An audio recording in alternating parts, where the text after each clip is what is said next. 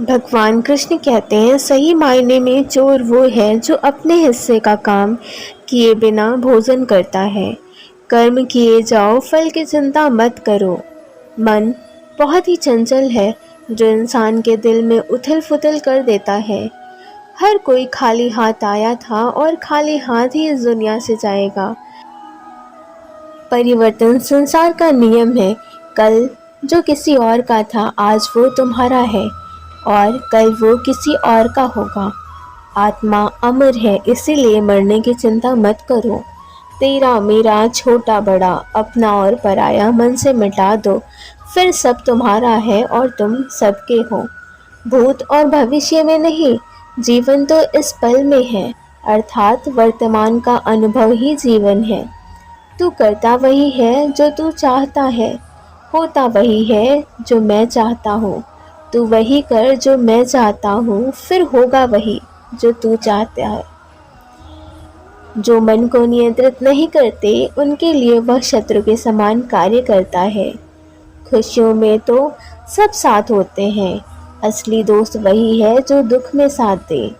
सदैव संदेह करने वाले व्यक्ति को कभी भी सुख नहीं मिल सकता। नरक के 3 द्वार हैं, वासना, क्रोध और लालच। जानने की शक्ति झूठ को सच से पृथक करने वाली जो विवेक बुद्धि है, उसी को ज्ञान कहते हैं। क्रोध से भ्रम पैदा होता है और भ्रम से बुद्धि व्यग्र होती है, तब तर्क नष्ट हो जाते हैं। जब तर्क नष्ट होता है, तब व्यक्ति का पतन हो जाता है। मन अशांत हो तो उसे नियंत्रित करना कठिन है, लेकिन अभ्यास से इसे वश में किया जा सकता है। तुम उसके लिए शोक करते हो जो शोक करने के योग्य ही नहीं, और फिर ज्ञान की बातें करते हो। बुद्धिमान व्यक्ति ना जीवित और ना ही मृत व्यक्ति के लिए शोक किया करते हैं। खाली हाथ आए हो और खाली हाथ ही जाना है, इसीलिए व्यर्थ की चिंता छोड़कर व्यक्ति को हमेशा सत्कर्म करने चाहिए। जिसे तुम अपना समझकर मग्न हो रहे हो, बस यही प्रसन्नता तुम्हारे दुखों का कारण है।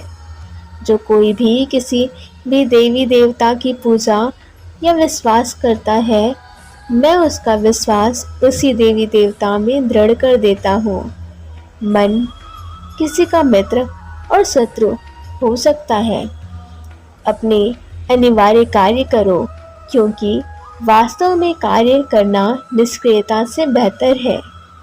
कर्म का फल व्यक्ति को उसी तरह ढूंढ लेता है जैसे कोई बछड़ा सैकड़ों गायों के बीच अपनी माँ को ढूंढ लेता है। आत्मा न जन्म लेती है और ना ही मरती है, पर उसे न जलाया जा सकता है और ना ही पानी से गीला किया जा सकता है। आत्मा तो अमर और अविनाशी है। मैं किसी के भाग्य का निर्माण नहीं करता और ना ही किसी के कर्मों का फल देता हूँ। व्यक्ति या जीव का कर्म ही उसके भाग्य का निर्माण करता है। आत्मा पुराने शरीर को वैसे ही छोड़ देती है जैसे मनुष्य पुराने वस्त्रों को उतार कर नए वस्त्र धारण कर लेता है। इस संसार में कुछ भी स्थायी नहीं है। मन शरीर का हिस्सा है। सुख दुख का एहसास करना आत्मा का नहीं, शरीर का काम है। मान अपमान, हानि और लाभ, खुश होना और दुखी हो जाना, यह सब मन की शरारत है। वर्तमान परिस्थिति में जो तुम्हारा कर्तव्य है, वही तुम्हारा धर्म है। मेरे भी कई जन्म हो चुके हैं, तुम्हारे भी कई जन्म हो चुके हैं। ना तो यह मेरा आखिरी जन्म है और ना ही यह तुम्हारा आखिरी जन्म है। हे अर्जुन, अगर तुम अपना कल्याण चाहते हो तो सभी उपदेशों, सभी धर्मों को छोड़कर मेरी शरण में आ जाओ। मैं तुम्हें मुक्ति प्रदान करूंगा। मोहग्रस्त होकर अपने कर्तव्य पथ से हट जाना मूर्खता है, क्योंकि इससे ना तो तुम्हें स्वर्ग की प्राप्ति होगी और ना ही तुम्हारी कीर्ति बढ़ेगी। धर्म युद्ध में कोई भी व्यक्ति निष्पक्ष नहीं रह सकता।